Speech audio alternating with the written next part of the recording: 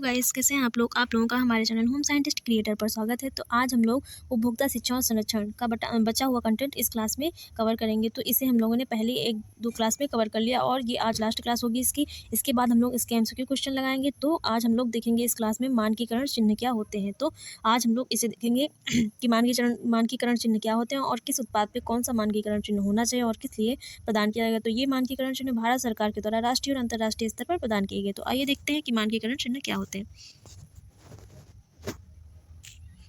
तो गाइस इसको देखते हैं हम लोग यहाँ से स्टार्ट करते हैं। मानकीकरण चिन्ह, तो मानकीकरण चिन्ह क्या होते हैं? उपभोक्ता संरक्षण की विधि, दूसरी विधि। पहला क्या है? पहला जो अधिकार प्रदान करे गए हैं वो हैं जो उपभोक्ताओं को अपने अधिकार बताते हैं, उपभोक्ता शिक्षा के बारे में जागरूक करते हैं, उपभोक्ताओं को उनके कर्तव्य और जो भी जानकारियाँ उनको मिलनी चाहिए उस सारे अधिकारों के बारे में उपभोक्ता अधिकार बताते हैं। तो ये दूसरी विधि है। तो दूसरी विधि क्या है? मानकीकरण चिन्ह के द्वारा संरक्षण प्रदान करना है उपभोक्ता को विभिन्न मानक और उसके अंतर्गत आने वाले उत्पाद के बारे में पूर्ण जानकारी हो। तो ये मानकीकरण चिन्ह ये सूचना प्रदान करते हैं कि जो भी उत्पाद उपभोक्ता क्या कर रहा है, क्रय कर रहा है, वो उत्पाद उस उत्पाद के बारे में जो मानकीकरण चिन्ह उस पर बना हुआ है वो उसकी पूर्ण जानकारी प्रदान करेगा और वो पूर्णतः गुणवत्तापूर्ण है। तो मानकीकरण चिन्ह क्या करते हैं? उत्पाद की गुणवत्ता को बताते हैं और ये बताते हैं कि वो पूर्णतः सुरक्षित है और उपभोक्ता के उपभोग करने योग्य है। तो आइए अगला देखते हैं कि कौन सा मानकीकरण चिन्ह सरकार के द्वारा प्रदान किया गया है। तो पहला मानकीकरण चिन्ह है ISI mark. ISI mark guys क्या होता है? तो ISI मार्क क्या होता है? Indian standard institution mark. ISI mark का फुल फॉर्म है। ये हम लोगों ने एक वीडियो में पहले सारे फुल फॉर्म देखे हैं, लेकिन मैं आप लोगों के लिए दोबारा बता रही हूँ। पहला है ISI mark, Indian standard institution mark. इसकी स्थापना 1947 में भारतीय मानक संस्थान के रूप में की गई है। तो ये भी पूछा जा सकता है कि ISI की स्थापना कब हुई थी और किसने करी थी? तो भारतीय मानक संस्थान ने करी थी 1947, जो अब भारतीय मानक bureau of Indian standard BIS कहलाता है। जो अब पहले ISI कहलाता है, जो भारतीय मानक संस्थान है उसे इंडियन स्टैंडर्ड इंस्टीट्यूशन मार्क कहा जाता है। जो अब भारतीय मानक ब्यूरो क्या कहलाता है? अब भारतीय मानक ब्यूरो BIS कहलाता है, ब्यूरो ऑफ इंडियन स्टैंडर्ड कहलाता है। जिसके अंतर्गत कौन से उत्पाद आएंगे जिसपे ISI चिन्ह लगा हुआ होगा? तो इसमें आएंगे सब्जियां, फल, मांस उत्पाद, मसाले, संसाधित खाद्य पदार्थ, कैंडी, टॉफी, पेय पदार्थ, साबुन, अपमार्जक, पेंट, कागज आदि। प्रमाणन अनिवार्य है। इतने सारे ये उत्पाद हैं जिन पे क्या होगा? ISI मार्क लगा हुआ होगा। तो वो प्रमाणित करेंगे कि ये जितने उत्पाद हैं वो गुणवत्तापूर्ण हैं और उपभोक्ता के उपभोग करने योग्य है। तो अगला देखते हैं कि कौन सा है। अगला है गाइस अगला है एगमार्क। पहला हम लोगों ने देख लिया ISI मार्क, अगला है एगमार्क। एगमार्क को फल उत्पाद आदेश, एगमार्क है और फल उत्पाद आदेश है। एगमार्क क्या होता है? एगमार्क एग्रीकल्चर मार्क होता है और फल उत्पाद आदेश को फूड प्रोडक्ट ऑर्डर FPO कहा जाता है। ये क्या करता है? FPO विभिन्न फल व सब्जी उत्पादों की गुणवत्ता, ये किस पे देखने को मिलेगा? विभिन्न फल व सब्जी वो पे देखने को मिलता है और उनसे फल और सब्जियों से बने जो भी पदार्थ होते हैं जो मार्केट में उपलब्ध होते हैं उन पे लगा होता है। तो संसाधनों की सुविधाओं आदि का ध्यान रखकर एक न्यूनतम मानक का निर्धारण करता है। कौन? एगमार्क और फल उत्पाद आदेश। अगला है वूल मार्क। वूल मार्क किस पे होगा?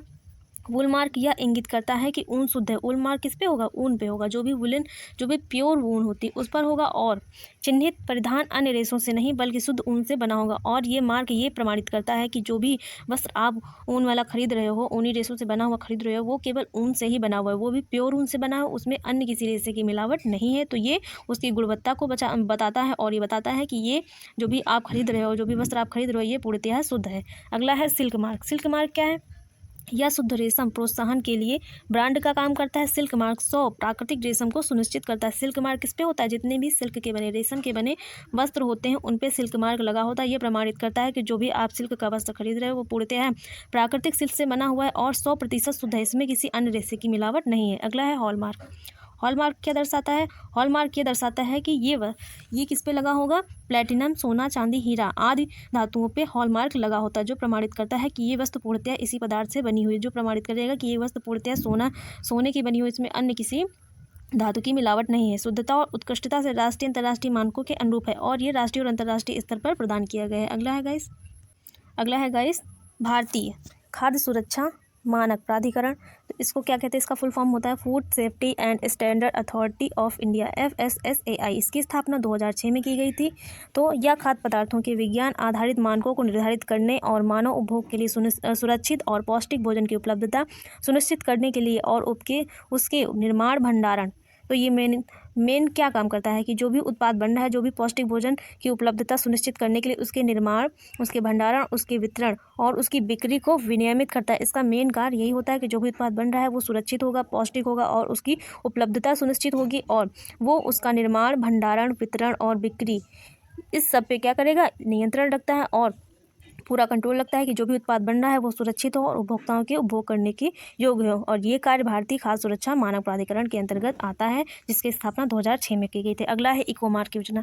इको मार्क योजना क्या होती है? यह घरेलू उत्पादों की लेबलिंग के लिए इको मार्क योजना शुरू की गई है। और इको मार्क किस पे होगा? मेनली उन पे होगा साबुन, डिटर्जेंट, कागज, पैकेजिंग सामग्री, प्लास्टिक उत्पाद आदि ऐसे उत्पाद जो इको फ्रेंडली होंगे, जो हमारी प्राकृतिक पर्यावरण को नुकसान नहीं पहुंचाएंगे, ऐसे सारे उत्पादों पे इको मार्क लगा हुआ होता है। गाइस अभी इन सारे मार्क को हम लोग देखेंगे और उनको जानेंगे भी। अगला है, तो अब हम लोगों ने सारे मार्क देख लिए हैं। अब देखते हैं कि उपभोक्ता के कर्तव्य क्या होते हैं। तो उपभोक्ता का कर्तव्य क्या होता है? पहला कर्तव्य होता है वे सरकार द्वारा बनाए गए विभिन्न कानूनों और वैधानिक प्रावधानों के विषय में जानकारी का अपडेट लेते रहें। जो उपभोक्ता है उसे सरकार के द्वारा जो बनाए गए कानून है, प्रावधान है, अधिनियम है और उत्पाद संबंधी जो मार्ग हैं उनसे संबंधित जानकारी, जो भी नई जानकारी है उसका अपडेट उपभोक्ता को होना चाहिए, उसे नई जानकारी से अवगत होना चाहिए। अगला है, वे अपने प्रत्येक लेन देन तथा खरीदारी का ईमानदारी से भुगतान करें। जो भी वो लेन देन कर रहे हैं, जो भी वो खरीदारी कर रहे हैं उसका बहुत ही ईमानदारी के साथ क्या करना चाहिए? भुगतान करना चाहिए। कोई भी चालबाजी उसमें नहीं होनी चाहिए, और ना उपभोक्ता के द्वारा और ना ही विक्रेता के द्वारा। अगला है, उपभोक्ता को खरीदारी से पहले उत्पाद से संबंधित बाजार में उपलब्ध सभी विकल्पों को देखकर तथा उनकी कीमतों की तुलना कर लेनी चाहिए। जो उपभोक्ता है जो उपभोग करने के लिए, वस्तुओं को क्रय करने के लिए बाजार में गया है, उसे वस्तुओं को खरीदने से पहले बहुत सारी वस्तुओं की कीमतों और सभी विकल्पों को देखकर तभी क्या करना चाहिए? तुलना कर लेनी चाहिए, उसके बाद ही उत्पाद को क्रय करना चाहिए। अगला है, उत्पादों की खरीदारी।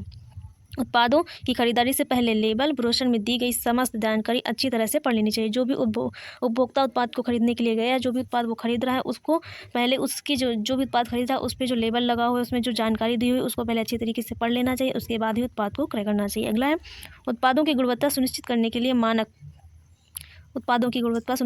लिए मार्क चिन्ह वाले उत्पाद लेना ही आवश्यक है, और उपभोक्ता को हमेशा मार्क चिन्ह वाले उत्पाद ही लेना चाहिए, क्योंकि वो मार्क ये सुनिश्चित करते हैं कि जो भी उत्पाद उपभोक्ता के द्वारा खरीदा जा रहा है और ये जो भी प्रोडक्ट बनाया गया है वो उपभोक्ताओं के लिए उनके स्वास्थ्य की दृष्टि से सही और ये पूर्णतः गुणवत्तापूर्ण है, इसमें किसी भी चीज़ की मिलावट नहीं है, ये पूर्णतः प्योर है और ये उपभोक्ता को कभी भी नुकसान नहीं पहुँचाएगा, जो राष्ट्रीय अंतर्राष्ट्रीय मानकीकरण चिन्ह प्रदान करने के बाद ही क्या है, मार्केट में उपलब्ध होता है और उपभोक्ताओं को क्रय किया जाता है। तो गाइस, आप लोगों को ये क्लास कैसी लगी? अगर क्लास अच्छी लगी हो तो वीडियो को लाइक, शेयर और चैनल को सब्सक्राइब करना मत भूलिएगा। अब इसके बाद हम लोग इसके सारे एमसीक्यू क्वेश्चन लगाएंगे, तो बहुत ही अच्छे एमसीक्यू क्वेश्चन लगाएंगे और अभी थोड़े से एमसीक्यू क्वेश्चन लगाएंगे। इसके बाद जब सारे चैप्टर हम लोगों के कवर हो जाएंगे, उसके बाद हम लोग एमसीक्यू की बहुत ही वेरी इंपॉर्टेंट एमसीक्यू की मैराथन क्लास करेंगे।